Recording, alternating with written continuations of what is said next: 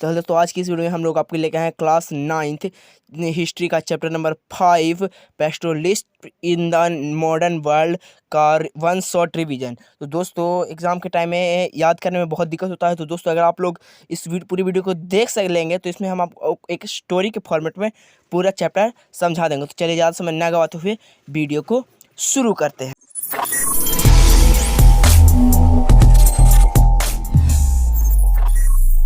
तो दोस्तों सबसे पहले हम लोग अपने हीडिंग को समझेंगे। तो हीडिंग में हम लोग का शब्द आता है नोमैडिक पेस्टोलिस्ट। तो नोमैडिक का सबसे पहले हम लोग अर्थ समझते हैं।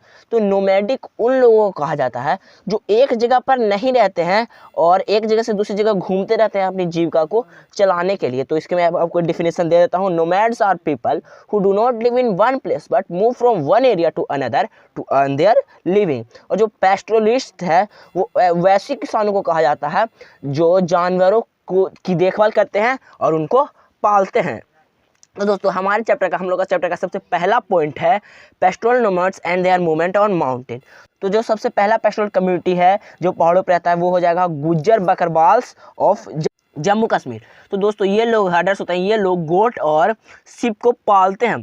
तो इन गुज्जर बकरवाल के बहुत सारे लोग इस रीजन में 19th सेंचुरी में आए थे। किसके लिए?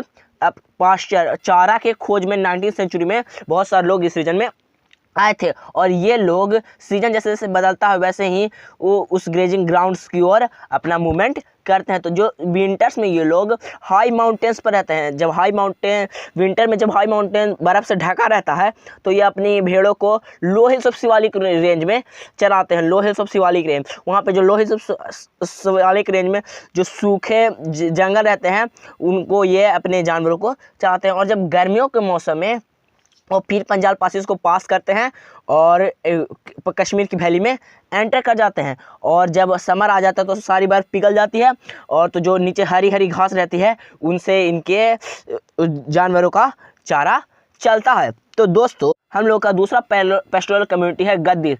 ये शेफर्ड्स कहाँ के होते हैं? ये हिमाचल प्रदेश के हैं। और जो गुज्जर बकरवाल हैं वो कहाँ के होते हैं? जम्मू कश्मीर के होते हैं।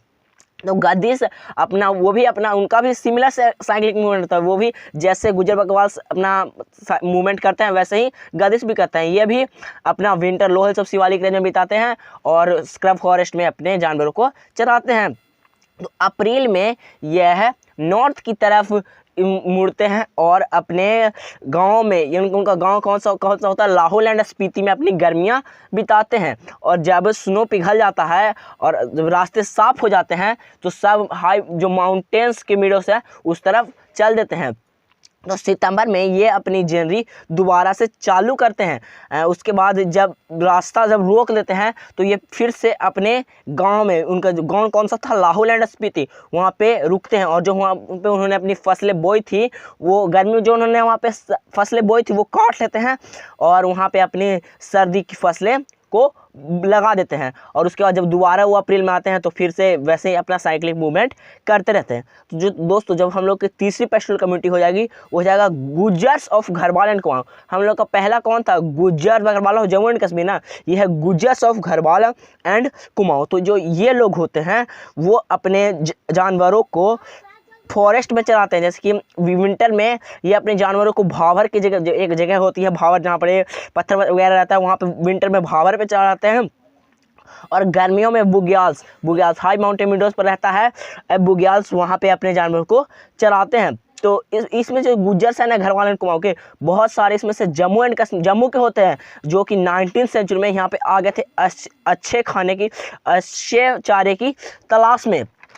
तो दोस्तों बहुत सारी पेस्टोरल कम्युनिटी जैसे कि हो गया भूतिया, शेरपा, किन्नौरीज और बहुत सारी कम्युनिटीज़ इसी पैटर्न को फॉलो करती है। तो दोस्तों चलिए अब हम लोग अपने दूसरे टॉपिक की ओर बढ़ते हैं। तो हम लोग का दूसरा टॉपिक है cycle of seasonal movement in mountains. तो हम लोग का पूरा एक बार उन सबको एक बार अच्छे से पढ़ लेते हैं। तो अब हम लोग 3 पॉइंट देखेंगे। यही 3 पॉइंट्स पेस्टोरल कम्युनिटी माउंटेन पर मूवमेंट के समय अप्लाई करती है। तो जो हम लोग का सबसे पहला पॉइंट हो जाएगा, सारी पेस्टोरल कम्युनिटी को सीजनल चेंजेस के हिसाब से अपने आप को और अपने जानवरों को अफेक्ट करना पड़ेगा। मतलब कि जैसा क्लाइमेट वैसा ही उन लोग का अपना रहन सहन सारा बदलते रहना पड़ेगा। और जब किसी भी जगह पे एक जगह का पॉस्चर जब ख़त्म हो जाएगा तो उनको अपने झुंडों के साथ, अपने जो जानवरों के साथ दूसरे जगह पे अपना जगह चेंज करना पड़ेगा। और जो ये अपना सीजनल मूवमेंट करते हैं ना, इनसे वहाँ की घास जहाँ पे उन्होंने सबसे पहले मान लें कि किसी जगह पे खाना चराया था, वहाँ के उन्होंने सारा घास खा गया, उसके बाद अगर उस पर और खाएंगे तो उस पर ओवर ग्रेजिंग हो जाएगा, लेकिन फिर मौसम चेंज हो जाता है तो वो लोग दूसरी जगह पे चले जाते हैं, तो इससे ओवर ग्रेजिंग का भी खतरा कम रहता है। तो दोस्तों हम लोग अपना दूसरा टॉपिक देखेंगे, pastoral nomads and their movements on plateau, plain and desert. हम लोग का सबसे पहला पेस्टोरल कम्युनिटी हो जाएगा धांगर। तो धांगर जो है बहुत ही महत्वपूर्ण पेस्टोरल कम्युनिटी है। कहाँ का पेस्टोरल कम्युनिटी है, ये क्वेश्चन आ सकता है आप लोग के एग्जाम में। महाराष्ट्र का पेस्टोरल कम्युनिटी है। तो देखो इस जो धांगस में से बहुत सारे लोग शेफर्ड्स होते हैं, मतलब कि चराने वाले होते हैं। कुछ जो है उसमें से ब्लैंकेट यानी कि चादर बनाते हैं, और उसमें से जो बाकी बच गए वो भैंस पालते हैं। तो धांगर शेफर्ड है वो मॉनसून के समय में, हमने जैसे कि उसमें देखा था क्या कहा जाता है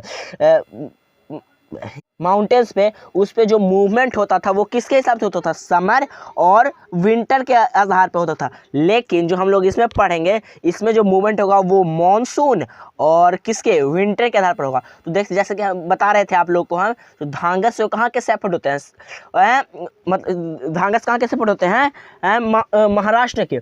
और ये लोग सेंट्रल प्लेटू में रहते हैं, मतलब कि जो बीच महाराष्ट्र का जो बीच जगह रह गया ना मानसून के जगह पे, वहाँ पे रहते हैं। यहाँ पे क्यों रहते हैं इसका भी कोई कारण होगा, वो बताता हूँ आपको। ये एक सेमी एरिडी अर्ध शुष्क इलाका रहता है। यहाँ पे वर्षा कम होती है और सोइल की क्वालिटी अच्छी नहीं होती है। यहाँ पे खाली झाड़ियाँ रहती हैं।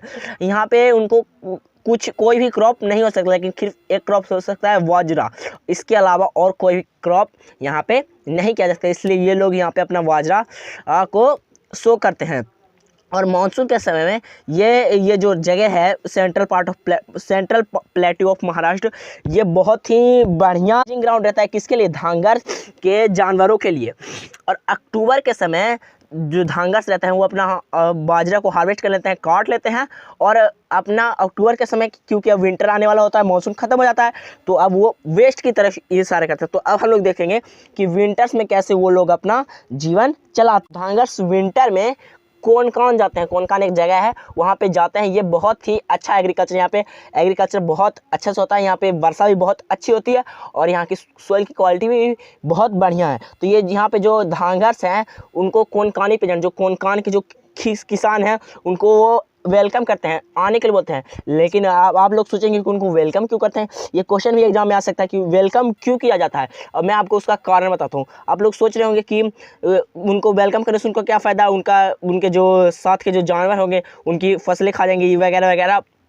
तो क्यों करते हैं उसके भी कुछ कारण है, चलिए मैं आपको वो बताता हूँ। तो जिस समय वो लोग जाते हैं कुछ फसल बचता ही नहीं है, तो उन लोगों को कोई डर ही नहीं रहता। और ये भी कारण है कि जब खारिफ की फसल कट डालती है तो खेत में कुछ जो जैसे कि मान लें कि काटते हैं तो कुछ नीचे से थोड़ा सा बच जाता है, वैसा बच जाते हैं। तो अगली बार वो अपने राबी का जो क्रॉप लगाएगा, क्योंकि खारिफ तो उसने काट लिया है, तो जब वो राबी का जब क्रॉप लगाएगा तो उस समय उनको थोड़ा दिक्कत होगा और उनको फर्टिलाइज़र भी लाना पड़ेगा। तो जो उन लोगों के धांगस के जो वो रहते हैं जानवर रहते हैं वो उन्हीं लोग के खेत में खाते हैं, और जो उनका अपना मतलब कि डंक वगैरह वेस्ट प्रोडक्ट रहता है खेत में छोड़ देते हैं, तो खेत के मैन्यूरिंग भी हो जाता है। तो इनसे किसानों को भी फ़ायदा होता है और धांगर्स को भी फ़ायदा होता है। जो कोनकान के किसान रहते हैं वो धांगर्स के जो लोग रहते हैं उनको राइस भी देते हैं, लेकिन जो राइस है वो जो धांगर्स हैं वो अपने साथ लेके चले जाते हैं और सोचते हैं लेके चले जाते हैं कि सेंट्रल पार्ट ऑफ प्लेट्यू में तो जाने उनको मानसून के समय पे